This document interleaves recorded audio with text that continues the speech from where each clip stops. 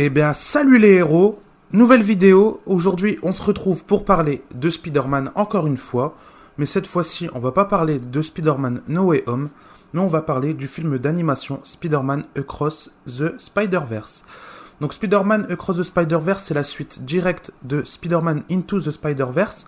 Donc c'est un film d'animation qui est sorti fin 2018, où on suit donc l'histoire de Miles Morales. Donc c'était un film, ouais, donc un film d'animation, super film.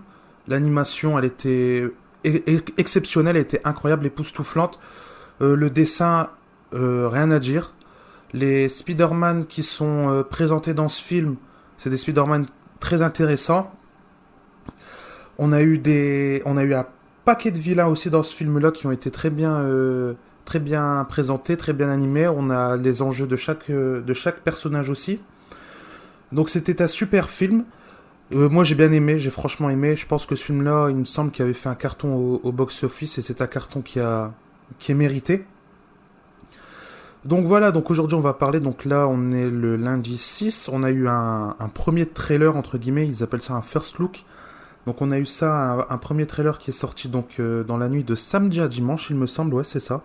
Dans la nuit de samedi à dimanche, on a eu donc de la nuit du 4 au 5, on a eu donc un premier trailer.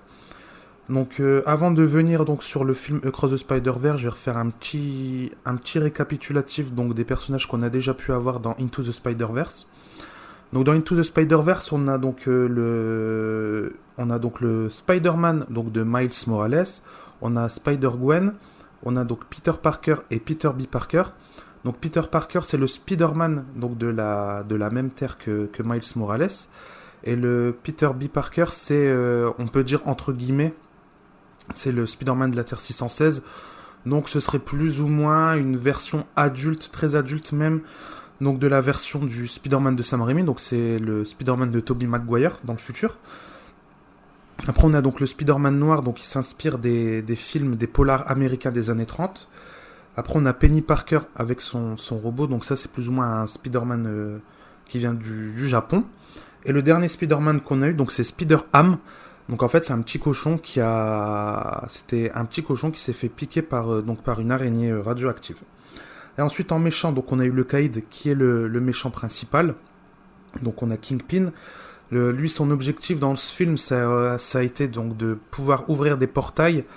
Parce qu'en fait il a perdu donc sa femme et son fils. Et en gros il veut chercher à travers le multivers la réplique on va dire de sa femme et de son fils. Pour les ramener dans son univers à lui. Après on a donc on a le bouffon vert aussi. Après on a Docteur Octopus, mais là c'est un Docteur Octopus femme qu'on a. Et ensuite à la fin on a The Prowler, donc c'est l'oncle de Miles Morales. Et d'ailleurs ce personnage-là on a déjà pu le voir aussi dans Spider-Man Homecoming sous les traits du fils de Danny Glover. Donc c'est Donald Glover qui a aussi joué dans la série Community, la série humoristique Community. Donc à la fin donc du film, donc on revient, donc je suis revenu en général sur le film, donc là on va passer à la fin. Donc en gros à la fin du film, donc le Spider-Man de Miles arrive à tout remettre en ordre et renvoyer chaque Spider-Man dans sa réalité, dans sa temporalité. Et donc le film se termine, générique de fin, et on a donc une scène post-credit où là donc on a une femme, donc Lila. Donc en fait c'est une intelligence artificielle sous forme holographique et Lila c'est un acronyme. Donc c'est pour dire Lirate Life Form Approximation. Donc on a cette personne là et d'un coup on voit un nouveau personnage avec un costume bleu et rouge. Et donc c'est le Spider-Man 2099. Parce qu'au début quand la scène de post-générique s'introduit, donc on a New York 2099. Donc on nous montre qu'on est bien dans le futur. Et là on a donc le Spider-Man 2099 qui est dévoilé. Et le Spider-Man 2099, dans la version originale, c'est donc Oscar Isaac qui fait sa voix. Oscar Isaac d'ailleurs qu'on retrouvera donc en tant que personnage principal dans la série Moon Knight. C'est lui qui jouera donc le personnage de Moon Knight.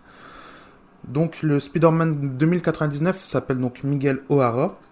Et en gros, donc on a l'intelligence artificielle Lila qui lui donne un bracelet. Et à ce moment-là, quand il met le bracelet, donc on a Miguel qui dit on revient où tout a commencé. Et donc on se retrouve en 1967 et on a le fameux mime donc des deux Spider-Man qui se pointent. Donc on a le vrai Spider-Man qui pointe un imposteur. Sauf que là on a donc le Spider-Man 2099 à la place du vrai Spider-Man qui pointe donc l'imposteur. Donc là on va donc venir sur une petite analyse, une rapide analyse donc du first look. Donc le first look donc commence, donc on voit Miles dans son lit en train d'écouter de la musique. En fait ça reprend directement à la fin de Into the Spider-Verse.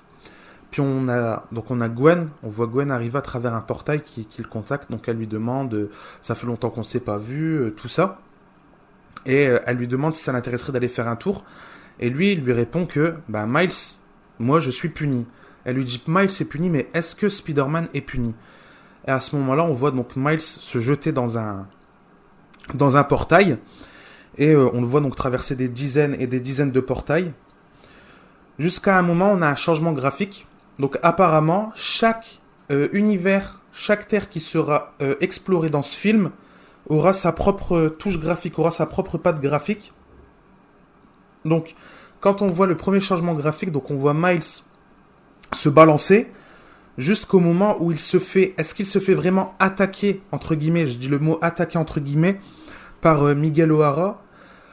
On en saura sûrement plus peut-être dans les futurs trailers ou dans les futures informations qu'on aura à propos de ce film.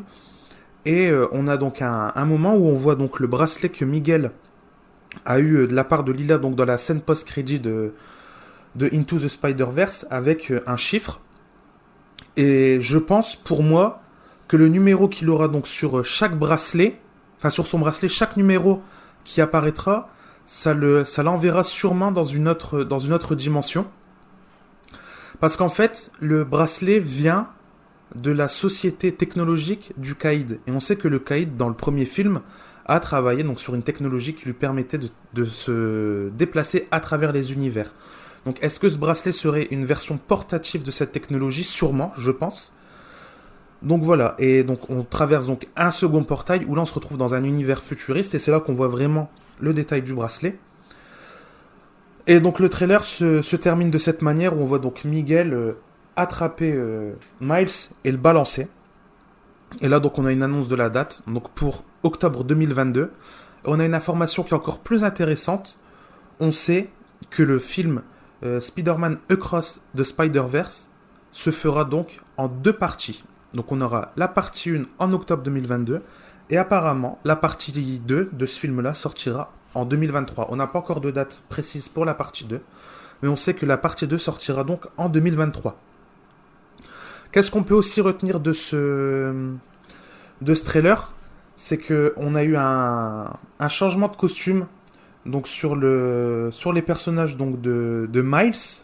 On a un nouveau costume, où avant donc on avait le costume avec les épaules rouges, et le logo, on l'avait vu le faire à la bombe de peinture, en espèce de tag, parce que c'est une patte graphique qui est vraiment très très présente dans le premier. Et là, donc dans le trailer, on voit que Miles n'a plus les épaules rouges, et le logo a changé, il est un peu plus géométrique. Ensuite, on a Gwen aussi, qui a son costume de changer, où on le verra plus sur les manches, où avant elle avait les manches extérieures blanches et l'intérieur de ces manches on avait donc la toile sur le fond rose.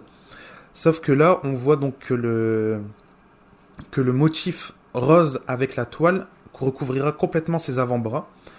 Et pour terminer on a donc Spider-Man 2099, donc Miguel. Donc on voit bien donc que le logo de l'araignée sur son torse n'est pas le même. Et après, à part ça, les épaules restent rouges. Et il a aussi maintenant une espèce de liseré rouge autour de son cou. Donc voilà, donc c'est tout pour cette vidéo. C'était une courte vidéo avec 2-3 petits éléments qu'on a pu donc remarquer dans ce trailer. On aura sûrement bientôt d'autres informations. Pour le moment, on sait aussi qu'apparemment les réalisateurs donc, du film seraient très surpris de voir Miles apparaître dans No Way Home. Donc ça veut dire que Miles, ce ne sera pas pour le moment. Mais pourquoi pas peut-être faire une passerelle entre l'animation et le live action avec ce film-là et avec Miles, vu qu'on sait qu'on va avoir donc une deuxième trilogie Spider-Man qui apparemment explorerait la phase où Peter fait la passerelle entre le lycée et l'université. Donc pourquoi à ce moment-là, il ne prendrait pas Miles sous son aile, en sachant que peut-être Miles, avec les événements qui se passeront durant Across the Spider-Verse, se retrouverait peut-être dans l'univers de Tom Holland. Donc on aurait peut-être un Miles en live action qui viendrait peut-être donc de ce niveau-là. Donc voilà, c'était tout pour cette vidéo, les héros. Si la vidéo vous a plu, n'hésitez pas à commenter, à vous abonner, à partager, à mettre un pouce bleu. N'hésitez pas non plus à me donner vos théories sur l'histoire qui pourrait se dérouler durant ce film dans l'espace de commentaires. N'hésitez pas à débattre, c'est fait pour ça. Sur ce, je vous souhaite une bonne vidéo et je vous dis salut les héros!